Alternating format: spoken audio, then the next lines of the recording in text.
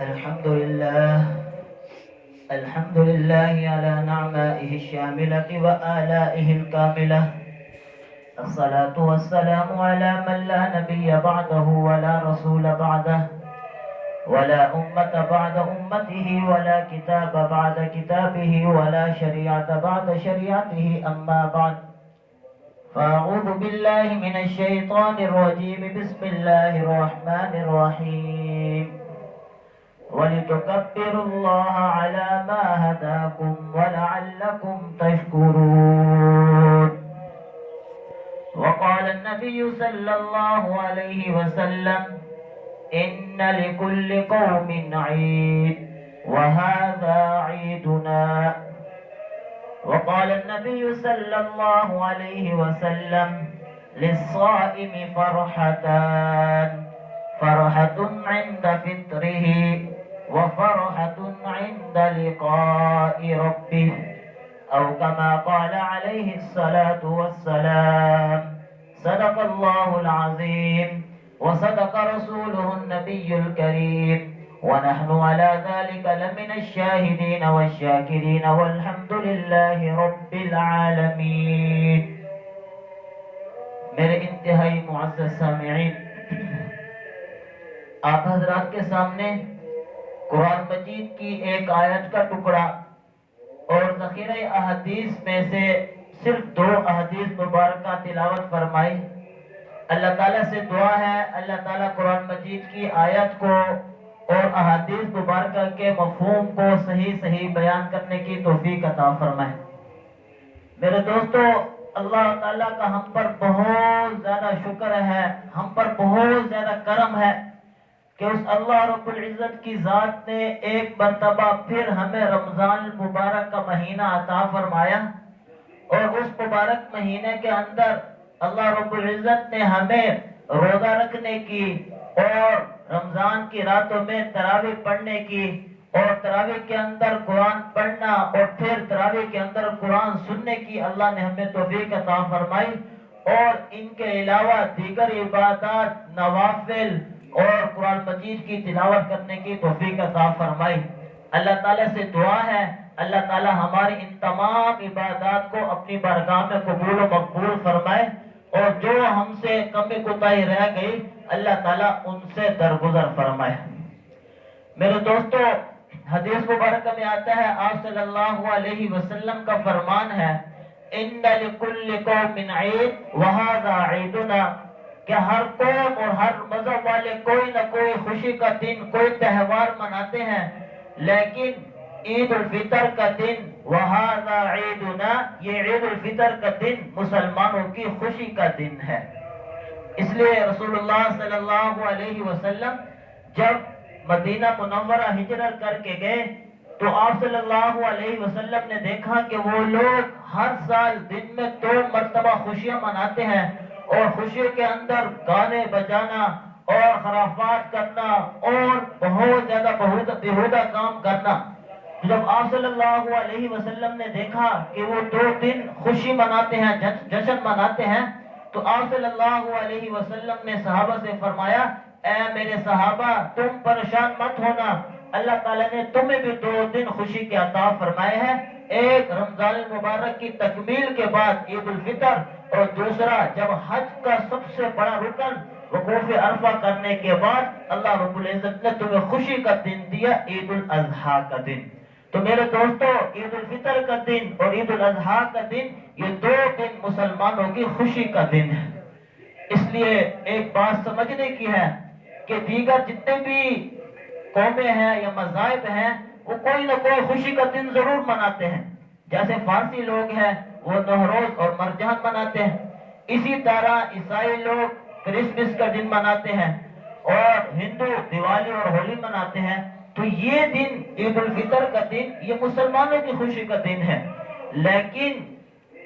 دیگر جتنے بھی مذاہب ہیں ان کے خوشی میں، ان کے تہوار میں اور مسلمانوں کی عید میں بنیادی طور پر 2 فرق ہیں. پہلا فرق یہ ہے کہ جتنے بھی مذاہب ہیں ان کی خوشی کا دن یا تو ایسا کوئی دن ہوتا ہے جن سے ان کے مذہب کی شناخت ہوتی ہے یا ان کے عقائد کی شناخت ہوتی ہے یا کوئی ایسا واقعہ ہوتا ہے سابقہ واقعہ جس کو یادگار کے طور پر وہ خوشی کا دن مناتے ہیں. مثال کے طور پر اب عیسائی 25 دسمبر کو کرسمس کا دن مناتے ہیں. اب ان کا نظریہ ہے وہ یہ کہتے ہیں کہ ہم 25 دسمبر کا دن خوشی کا اس وجہ سے مناتے ہیں کہ حضرت عیسیٰ علیہ السلام 25 دسمبر کو پیدا ہوئے تھے، اس لیے ہم ان کی پیدائش کی خوشی میں عید کا دن مناتے ہیں. اور اسی طرح جو یہود ہے وہ خوشی کا دن مناتے ہیں کہ جس دن اللہ رب العزت نے حضرت موسیٰ علیہ السلام اور بنی اسرائیل کو فرعون سے نجات عطا فرمائی تھی، تو اس دن کو یہود خوشی کا دن مناتے ہیں. لیکن اس سے ہٹ کر اسلام نے کسی خاص واقعہ کو سامنے رکھ کر یا کسی بزرگ کی یادگار کے طور پر یہ دن ہمیں نہیں دیا کہ تم اس کو یاد کر کے خوشی کا دن مناؤ. اگر ایسا ہوتا تو آپ صلی اللہ علیہ وسلم کی اپنی زندگی کے اندر ایسے واقعات ہوئے، کسی ایک واقعہ کو سامنے رکھ کر ہم خوشی کا دن منا لیتے. سب سے بڑھ کر کیا آپ صلی اللہ علیہ وسلم کی پیدائش، پھر آپ صلی اللہ علیہ وسلم کی پیدائش کے بعد آپ صلی اللہ علیہ وسلم کو نبوت ملنا، نبوت ملنے کے بعد پھر آپ صلی اللہ علیہ وسلم ہجرت کر کے مدینہ چلے گئے. اچھا، اس کو چھوڑ کر آپ غزوہ بدر کو لے لیتے یا غزوہ احد کو لے لیتے یا فتح مکہ کہ جو سب سے بڑی فتح ہے مسلمانوں کی، کہ جس کے فتح کے بعد حضرت بلال حبشی رضی اللہ تعالی عنہ بیت اللہ کی چھت پر اذان دے رہے ہیں کہ آج کے بعد کفر ہمیشہ ہمیشہ کے لیے مٹ گیا. اس واقعہ کو فتح مکہ کو خوشی کا دن منا لیتے، لیکن اس کو کسی چیز کو اسلام نے کسی واقعہ کو سامنے رکھ کر خوشی کا دن نہیں منایا. اس وجہ سے تاکہ مسلمانوں کے درمیان اور دیگر مذاہب کے درمیان خوشی کے لیے کوئی نہ کوئی فرق ضرور ہونا چاہیے، تاکہ غیر مسلموں کے ساتھ ہماری کسی قسم کی کوئی مشابہت بھی نہیں ہونی چاہیے. اس لیے اسلام نے جو مسلمانوں کے لیے خوشی کا دن منایا کہ مسلمان جب کوئی بھی عبادات کی تکمیل کرتا ہے، اس کو مکمل کرنے کے بعد اللہ رب العزت نے اس کو خوشی کا دن عطا فرمایا. جیسے شروع میں نے ذکر کیا کہ اب مسلمانوں نے پورا مہینہ روزے رکھے اور پورا مہینہ تراویح پڑھی اور اس کے آخری عشرے میں اعتکاف فرمایا اور پھر آخری عشرے میں کوئی نہ کوئی رات تھی شب قدر کی، شب قدر میں عبادت کی. اس کے علاوہ رمضان میں پورا رمضان نوافل پڑھے یا اسی طرح دیگر کوئی بھی عبادت کی. تو اس کو ختم کرنے کے بعد اللہ رب العزت فرماتے ہیں میرے بندے نے میرے حکم کو مانا، اب اس نے 30 دن جیسے میں نے چاہا اس نے ویسے کیا، میری چاہت میری مرضی کے بغیر اس نے ایک قدم تک نہیں اٹھایا. تو اے میرے بندے، جب تو نے میری ساری بات مانی، میں نے تجھے حکم دیا تو نے پانی نہیں پینا، تو نے پانی نہیں پیا، میں نے تجھے حکم دیا اے میرے بندے کچھ نہیں کھانا، تو نے میری بات مانی، تو نے کچھ بھی نہیں کھایا، اس لیے اے میرے بندے تو نے میری مانی. اب یہ پورا مہینہ تو نے مشقت کے ساتھ گزارا، آج کا دن تیرے لیے خوشی کا دن ہے،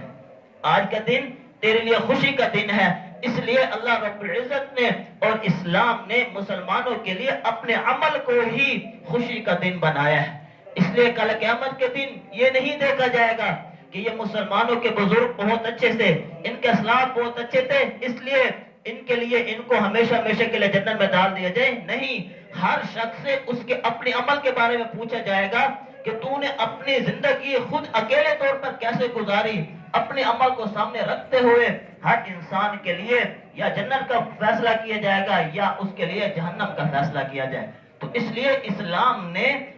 عبادات کی تکمیل کے لیے عبادات کو مکمل کرنے کے بعد ایک خوشی کا دن عطا فرمایا اور یہ عید الفطر کا دن یہ خوشی کا دن ہے.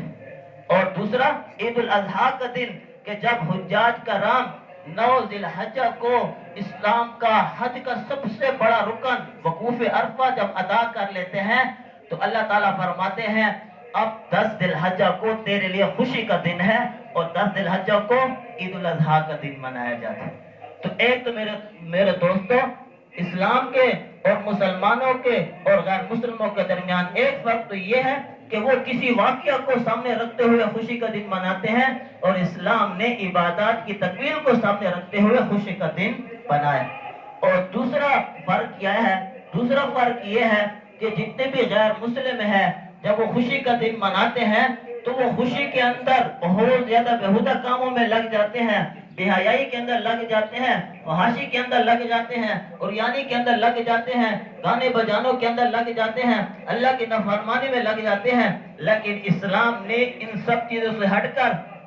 یہ کہا کہ اے مسلمانوں، تمہارے لیے دن خوشی کا دن ہے، اللہ تعالیٰ کی نعمتوں کی شکر کا دن ہے کہ اللہ تعالیٰ نے تمہیں مسلمان بنایا، آپ صلی اللہ علیہ وسلم کی امت میں پیدا فرمایا، پھر رمضان مبارک جیسا تمہیں مبارک مہینہ عطا فرمایا، اور اس کے اندر روزے کی عبادت نصیب فرمائی، پھر تراویح کی عبادت نصیب فرمائی، اور اعتکاف کی عبادت نصیب فرمائی۔ تو اللہ تعالیٰ نے اسلام کے درمیان اور مسلمانوں کے درمیان یہ فرق بیان کر دیا کہ مسلمان وہ آپس میں محبت، بھائی چارہ، غریب کو سامنے رکھتے ہوئے، اس لیے اللہ نے ہمیں حکم دیا کہ تم صدقۃ الفطر ادا کرو تاکہ جتنے غرباء ہیں، فقراء ہیں، وہ ہمارے ساتھ خوشیوں میں شریک ہو جائیں،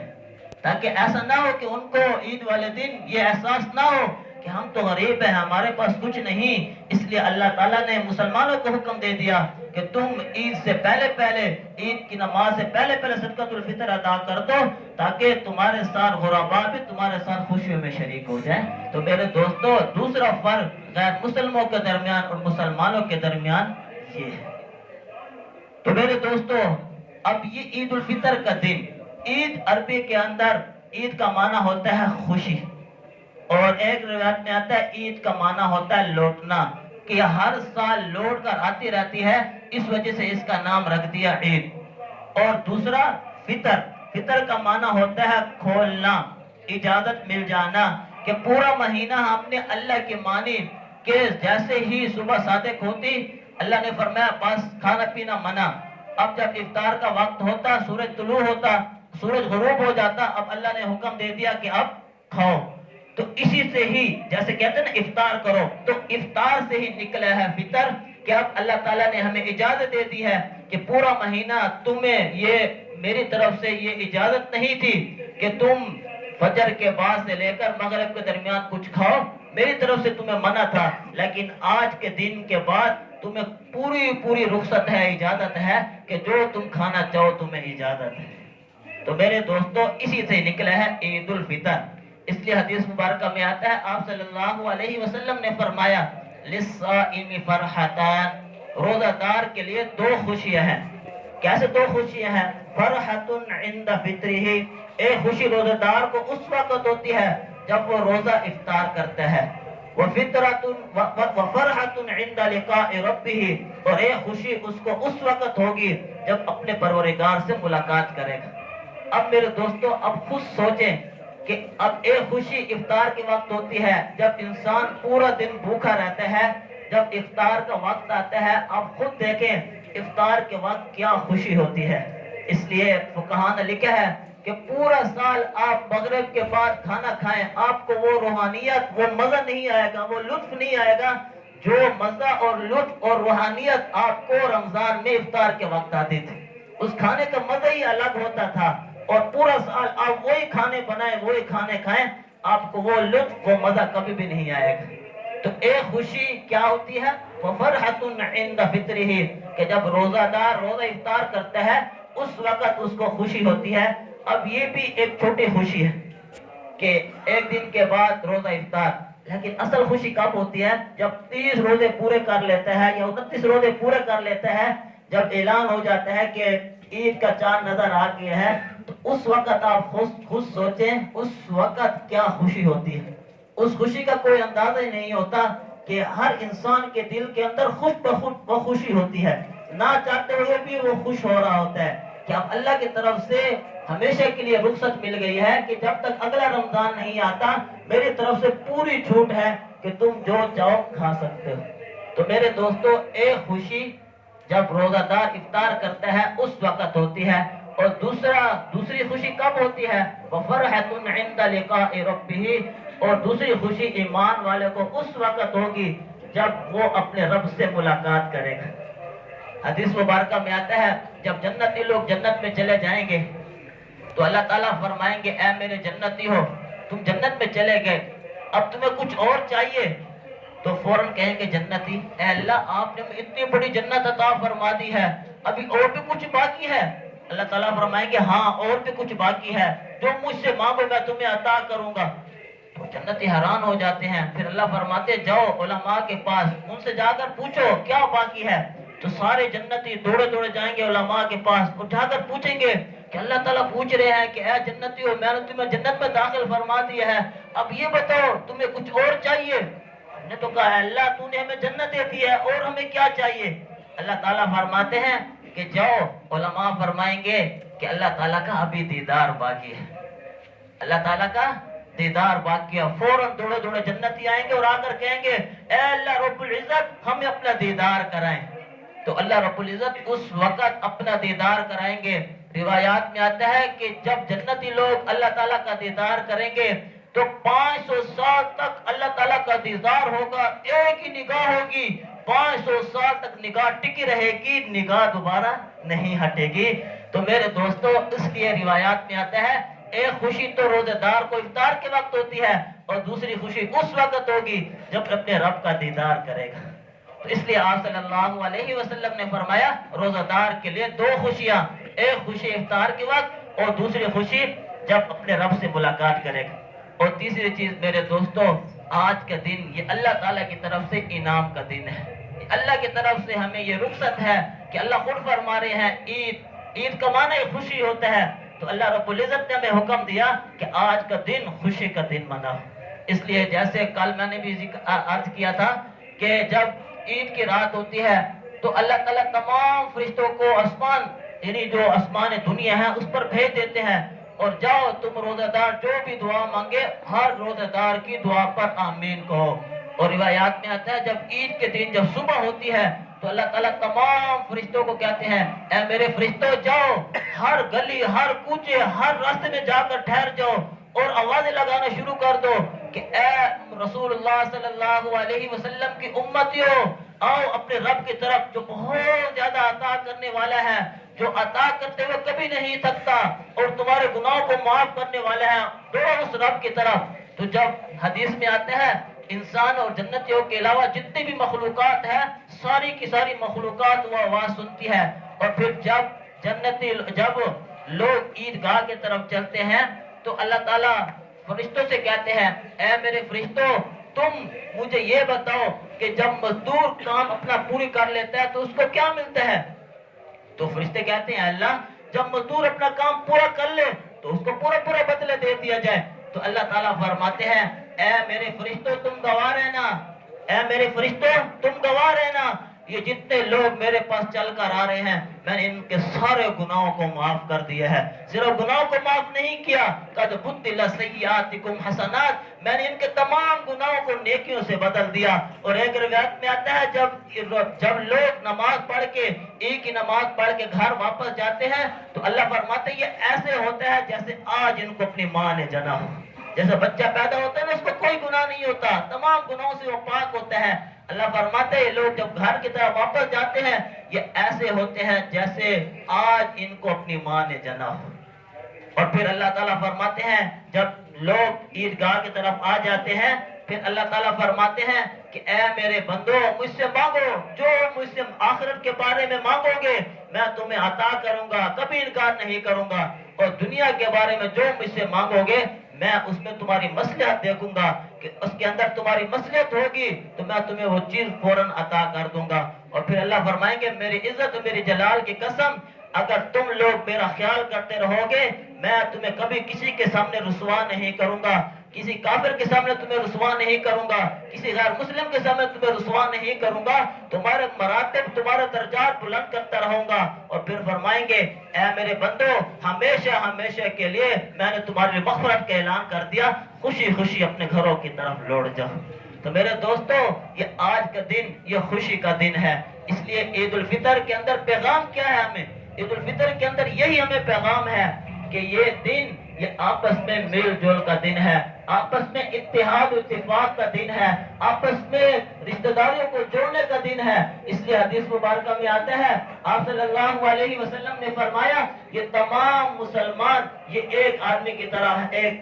ایک آدمی کی طرح ہے کہ اگر کسی آدمی کی آنکھ میں درد ہوتا ہے اس کی وجہ سے اس کا پورا جسم بے چین ہوتا ہے، اگر کسی کے سر میں درد ہوتا ہے اس کی وجہ سے پورا جسم بے چین ہوتا ہے، کسی کے دانت میں درد ہوتا ہے اس کی وجہ سے اس کا پورا جسم بے چین ہوتا ہے۔ تو یہ ایمان والے بھی آپس میں ایسے ان کو رہنا چاہیے، آپس میں اتفاق و اتحاد کے ساتھ، کہ کسی کافر کی کسی غیر مسلم کی یہ مجال ہی نہ ہو کہ ایمان والوں کی طرف یہ انگلی اٹھا کر دیکھے۔ تو میرے دوستو، پہلا پیغام ہمیں یہ ہے کہ اس دن ہم اتفاق و اتحاد کے ساتھ رہیں، اور دوسرا پیغام یہ ہے کہ اس دن ہم غم خواری کرنے والے بن جائیں، ہمدردی کرنے والے بن جائیں، جتنے بھی غرباء ہیں، فقراء ہیں، ان کو بھی اپنے ساتھ خوشیوں میں شریک کر دیں۔ اس لیے حدیث مبارکہ میں آتا ہے کہ ایمان والا ہے وہ شخص